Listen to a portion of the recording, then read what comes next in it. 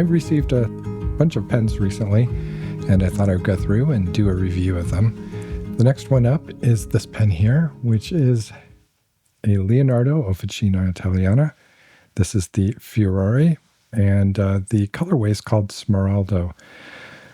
This is not a new pen from Leonardo. This one's been around for a while, a few years, and it's kind of a departure as far as their design aesthetic is concerned, in that it is a cigar shape, as you can tell.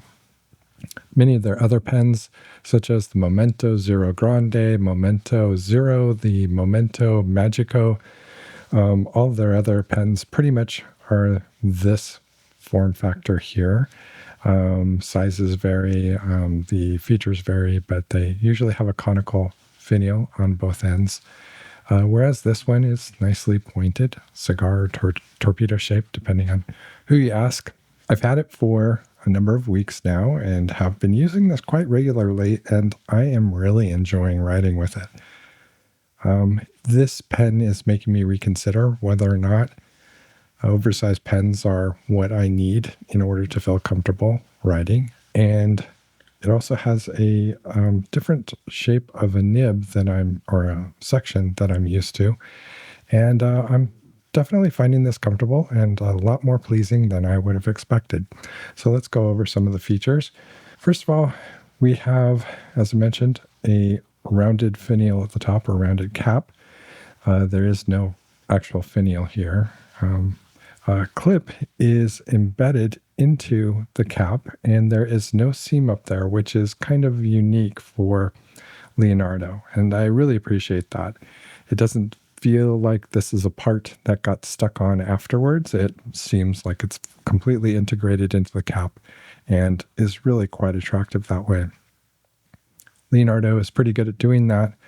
I don't know what sort of machining goes into that, but I imagine they're drilling or cutting a notch into the side and then inserting the clip and then somehow affixing it on the inside of the cap. I do have plans maybe for towards the end of the year to go visit the Leonardo factory, but we'll see if that comes into fruition. I've been given the invitation by Salvatore, and I'm really looking forward to doing that if all the stars line up.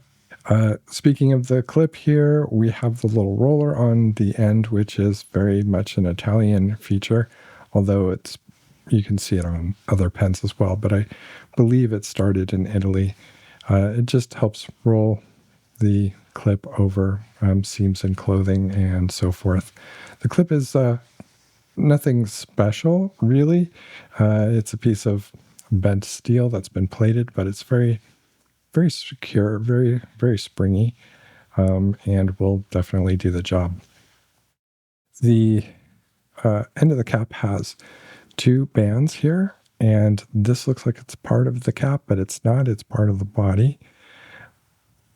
Also on the back here, we have Leonardo engraved in it, and then a serial number. In this case, it's 2316.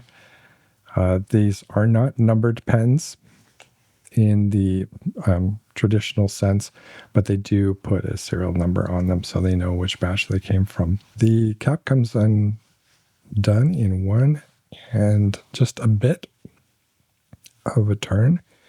It is postable, definitely, and it is a pretty good size pen posted. I don't feel like it's back weighting the pen too much, but I typically don't use pens posted anyway, and without the cap, it still fits in my large size hands quite nicely. As I mentioned, there's a section here. The grip part is tapered down at an angle. It's not curved at all. Threads up here on this flat barrel section are flattened around the outside. So these are trapezoidal threads, and you really don't feel them, especially if you've got it down here. My fingers aren't even touching.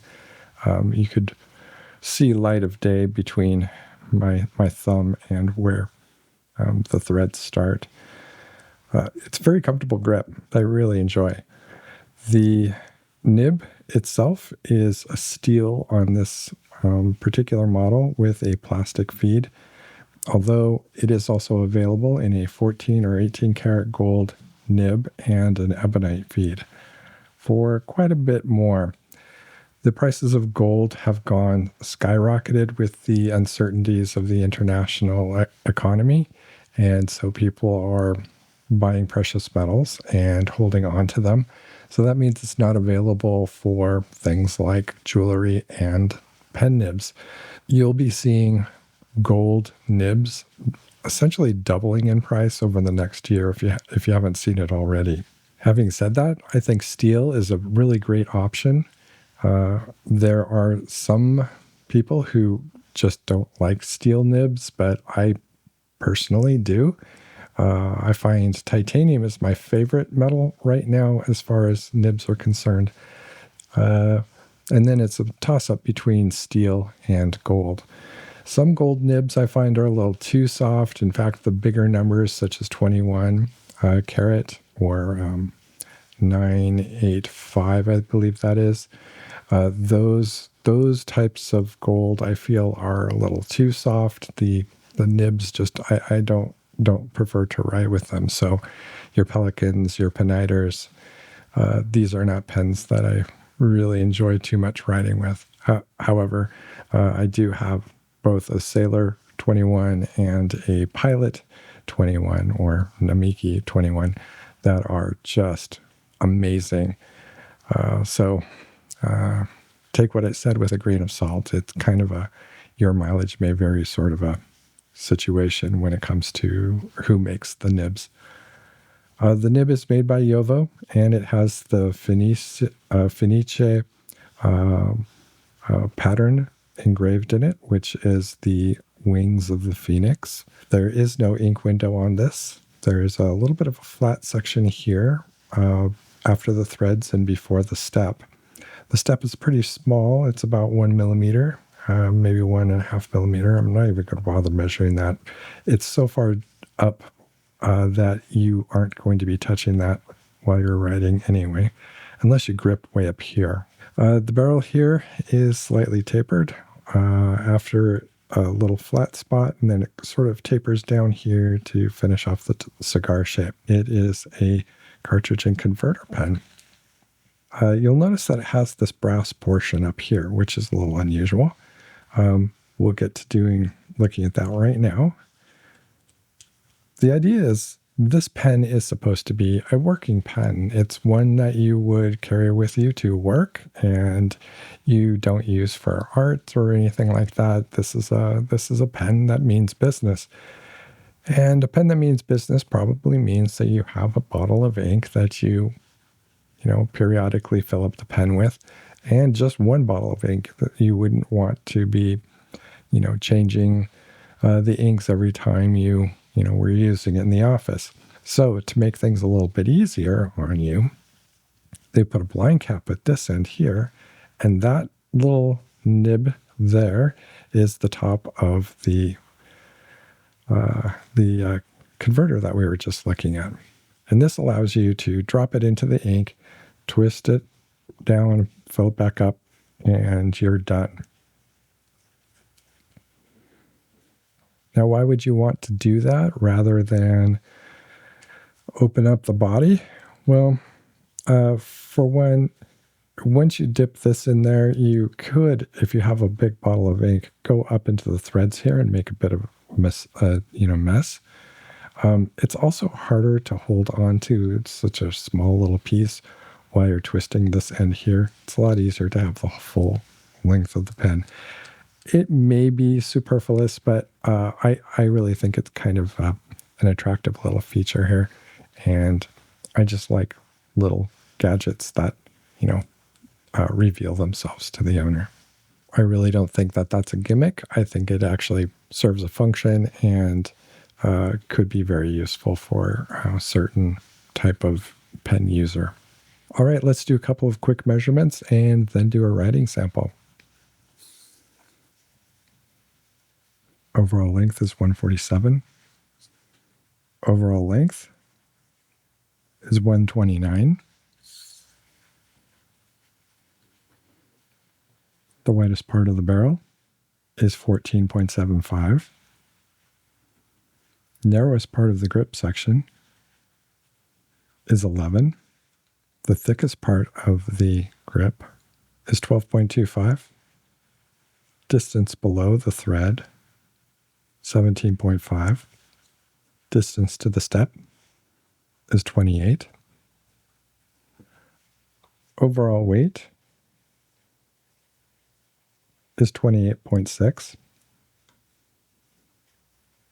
The cap is 7.4.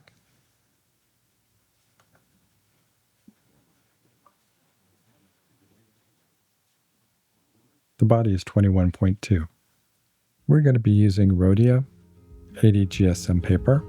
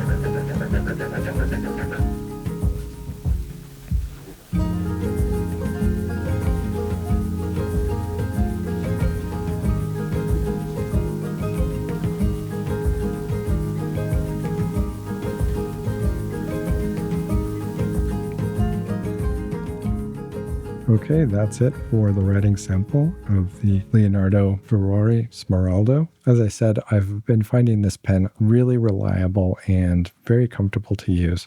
I wouldn't say that Leonardo has any low-end pens, but this is definitely a mid-range pen.